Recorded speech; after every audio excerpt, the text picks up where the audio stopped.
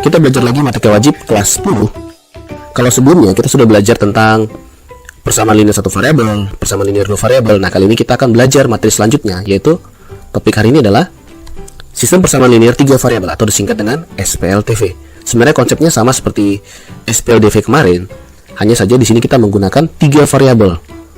Nah, jadi nanti kita akan sering menggunakan variabel X, kemudian Y, dan Z.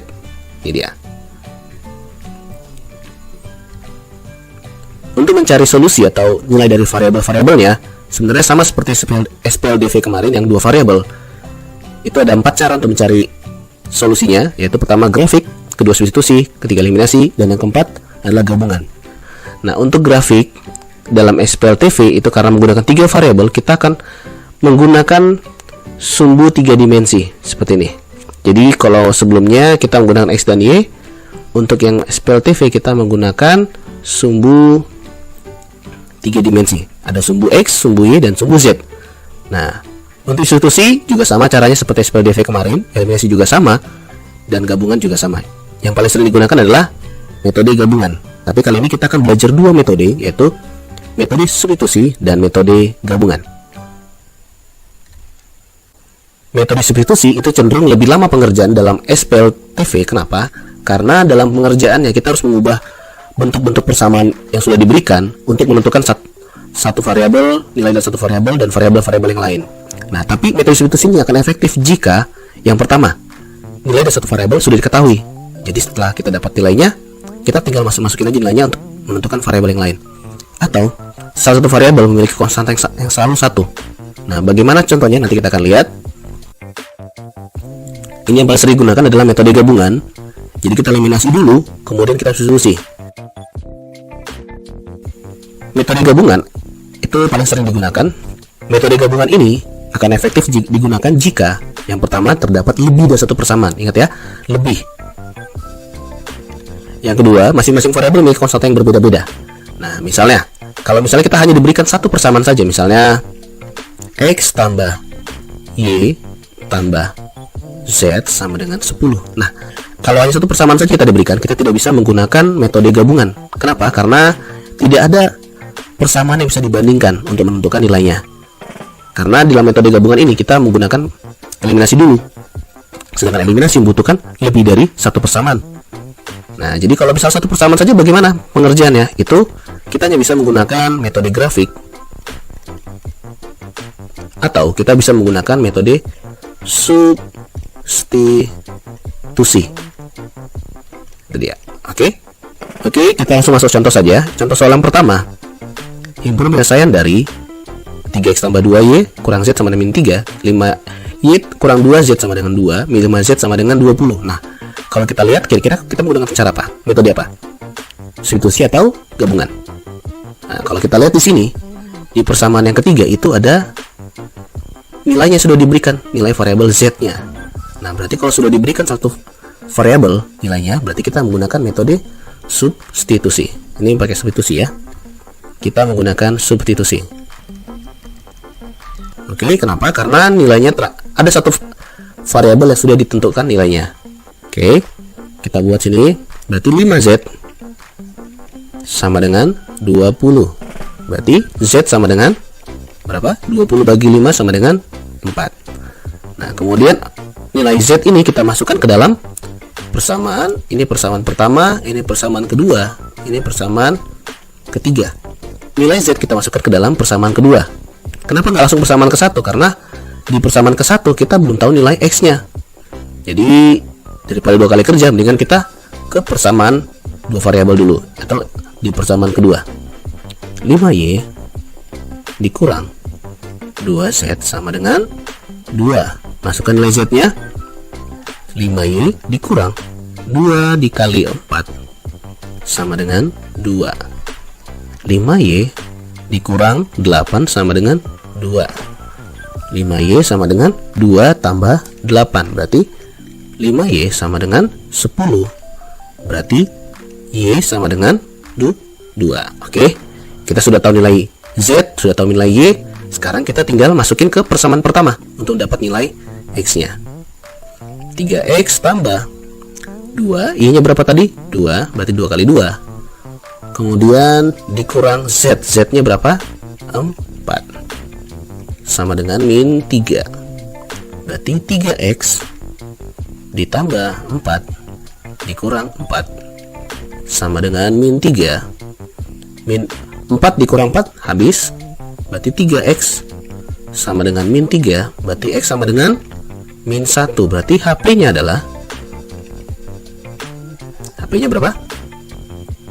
Dalam kurung x-nya mana tadi? Oh ini, min 1, 2, 4, tutup kurung, kemudian kurung ke awal. Oke, gimana? Bisa kan? Jadi kalau dia ada satu variabel yang sudah diketahui di salah satu persamaan ini, kita bisa melakukan substitusi. Dan ini lebih mudah caranya. Kita masuk ke contoh soal nomor 2. Contoh soal nomor 2 itu soalnya adalah himpun penyelesaian dari tiga persamaan.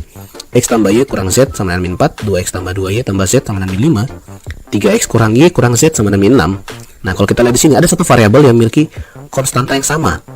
Variabel apakah itu? Jawabannya adalah variabel z. Nah, kalau kita lihat di sini, z yang pertama memiliki konstanta min 1, z yang kedua itu plus 1, z yang ketiga itu min 1. Jadi kalau kita lihat di sini, dia selalu sama, itu adalah 1. Meskipun tandanya berbeda, tapi dia konstantanya selalu 1. Nah, untuk hal ini, untuk soal ini bisa diselesaikan dengan cara gabungan, tapi masih bisa juga menggunakan cara substitusi. Nah, kita akan coba menyelesaikan ini dengan cara substitusi. Substitusi, oke? Nah, tadi karena variabel yang sama adalah z, berarti kita harus ubah persamaan pertama, ini persamaan pertama, ini persamaan kedua, ini persamaan ketiga. Nah, kita harus ubah persamaan pertama menjadi bentuk z. Berarti ini x tambah y dikurang z sama dengan min 4. Kita ubah ke bentuk z. Berarti min z sama dengan min 4 dikurang x dikurang y. Nah, kita hilangkan negatifnya, menjadi z sama dengan 4 tambah x tambah y. Oke. Nah, persamaan z ini kita masukkan ke dalam persamaan kedua dan ketiga. Nah, jadi seperti apa? Oke, kita masukkan ke dalam persamaan kedua dulu ya. Nah, persamaan kedua, 2x tambah 2y tambah z sama dengan min 5. Masukin z-nya, berarti jadinya 2x tambah 2y ditambah z-nya masukkan 4 ditambah x tambah y sama dengan min 5. Berarti 2x tambah 2y tambah 4 tambah x tambah y sama dengan min 5. Berarti sesama x dijumlahkan, 2x tambah x berarti jadinya 3x, kemudian y nya 2y tambah y menjadi 3y sama dengan min 5. 4 nya kita pindah ke kanan berarti jadi min 4. Berarti 3x tambah 3y sama dengan min 9. Kita dapat persamaan baru ya. Ini kita namakan persamaan keempat. Nah, oke. Kemudian kita masukkan lagi persamaan z tadi ke dalam persamaan ketiga. Ini persamaan ketiga, ya kan, menjadi 3x dikurang y dikurang z sama dengan min 6. Masukkan nilai persamaan z nya, 3x kurang y dikurang 4 tambah x tambah y sama dengan min 6. Berarti 3x dikurang y dikurang 4 dikurang x dikurang y sama dengan min 6. 3x kurang x jadi 2x, min y dikurang y berarti jadinya apa? Min 2y, kemudian sama dengan min 6. 4 nya pindah, min 4 pindah jadi apa? Plus 4, berarti jadinya 2x dikurang 2y sama dengan min 2. Oke. Nah, setelah itu ini disebut sebagai persamaan 5. Dah? Oke. Nah, z sudah kita dapatkan nilainya. Sekarang kita akan mencari nilai yang lain lagi. Nah, kita akan coba pilih satu variabel X atau Y. Nah, untuk lebih gampangnya kita coba X saja ya. Berarti kita sudah selesai menggunakan variabel Z. Nah, sekarang kita akan pilih satu variabel lagi yang akan kita fokuskan dalam situs ini. Misalnya kita supaya lebih gampang lagi, kita pilih variabel X saja ya. Jadi sekarang kita akan fokus di variabel X. Nah, tadi kita sudah dapat persamaan 3X tambah 3Y sama dengan min 9 di persamaan keempat tadi. Kemudian apa lagi tadi? Berikutnya kita sudah dapat 2X dikurang 2Y sama dengan min 2. 2X dikurang 2Y sama dengan min 2. Ini persamaan 5 tadi ya. Nah, oke. Nah, kemudian kita akan fokus di variabel X. Berarti kita ambil saja dari persamaan 6 keempat. 3X sama dengan min 9 dikurang 3Y. Berarti X sama dengan sama-sama bagi 3, berarti jadi min 3 dikurang Y. Oke, ini persamaan X nya. Persamaan X ini kita masukkan ke dalam persamaan kelima. Berarti jadinya 2X dikurang 2Y sama dengan min 2. Masukkan persamaan X nya, 2 dikali min 3 dikurang Y kurang 2Y sama dengan min 2. Berapa ini? Min 6 dikurang 2Y dikurang 2Y sama dengan min 2. Oke. Min 2 dikurang 2 berarti jadinya min 4Y sama dengan min 2 ditambah 6. Min 4Y sama dengan 4, berarti Y sama dengan min 1. Oke. Nilai Y kita sudah dapat, yaitu min 1. Nah, nilai Y ini kita masukkan ke dalam persamaan 4 atau 5. Kenapa nggak langsung persamaan awal tadi? Karena di persamaan awal kita masih ada variabel Z. Nanti kita akan 2 kali kerja kalau kita pakai persamaan yang awal tadi. Jadi kita akan mengambil persamaan yang simpel saja, yang sudah sederhana, itu persamaan 4 dan 5. Jadi nilai Y ini kita masukkan ke dalam persamaan 4 atau 5. Bebas mau 4 atau 5. Di sini kita akan coba di persamaan 4 saja ya. Seperti ini, kita akan masukkan nilainya menjadi X sama dengan min 3 dikurang Y. X sama dengan min 3 dikurang dalam kurung min 1. Berarti jadinya X sama dengan min 3 ditambah 1. Berarti X sama dengan berapa? Min 2. Kita sudah dapat nilai X nya. Sekarang kita akan mencari nilai Z nya. Untuk mencari nilai Z, kita bisa menggunakan variabel yang awal. Pilih saja kita karena persamaan pertama lebih simpel konstantanya, kita akan ambil persamaan pertama saja. X tambah Y dikurang Z sama dengan min 4 dikurang Z sama dengan min 4. Variabel X sudah kita tahu, variabel Y sudah tahu. Sekarang tinggal kita masukkan saja nilai-nilainya. X nya berapa? Min 2 ditambah Y nya min 1 dikurang Z sama dengan min 4. Berarti min 2 dikurang 1 dikurang Z sama dengan min 4. Kita pindahkan nya, berarti min Z sama dengan min 4 ditambah 2 ditambah 1. Min Z sama dengan min 4 tambah 2 min 2 min 2 tambah 1 min 1.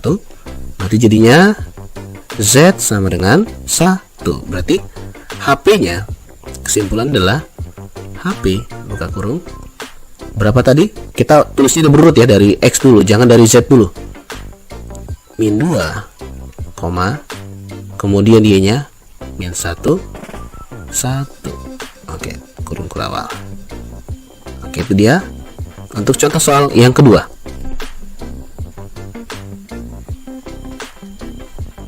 Contoh soal yang ketiga, kita lihat ada 3 persamaan. Min 2X tambah 4Y dikurang Z sama dengan 4.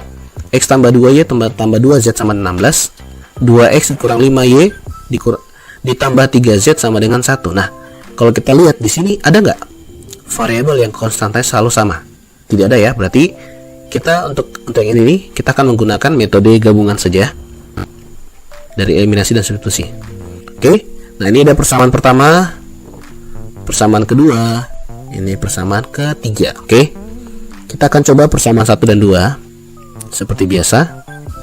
1 dan 2 kita coba eliminasi dulu untuk menghilangkan salah satu variabel. Nah, kita akan menghilangkan variabel 2X tambah 4Y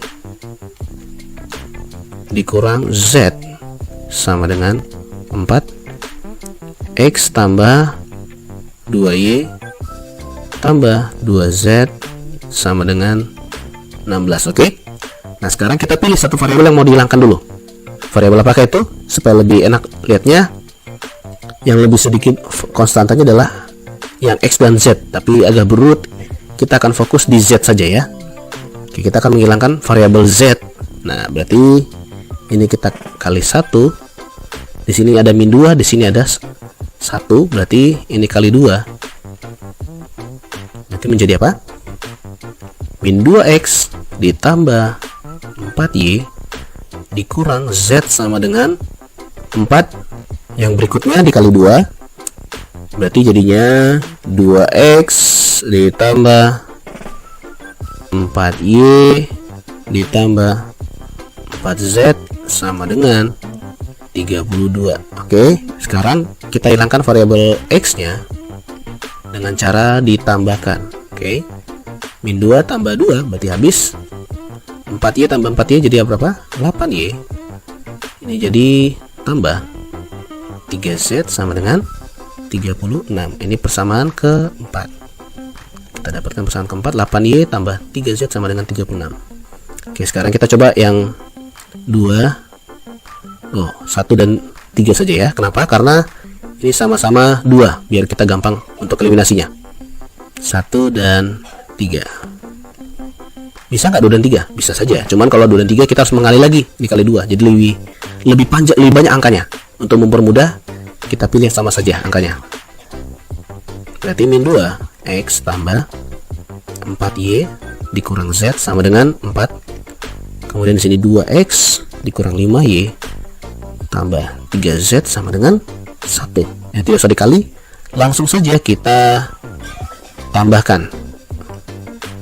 Menjadi ini habis 4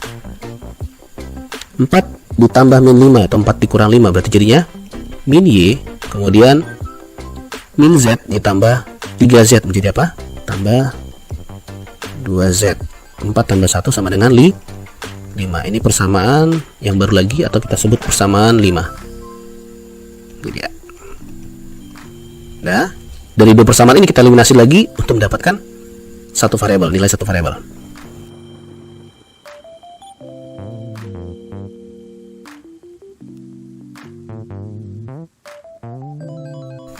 Oke, dari persamaan yang dua ini kita coba eliminasi satu variabel lagi. Kalau kita lihat yang paling gampang itu adalah variabel yang paling sedikit konstantanya adalah Z. Jadi Z akan kita eliminasi. Oke. Nah, ini berarti kita kali 2 kali 3. Nah, tipsnya kalau dalam eliminasi ini adalah lihat konstanta mana yang lebih kecil. Nah, itu akan kita gunakan sebagai acuan kita, patokan kita, variabel mana yang akan kita hilangkan.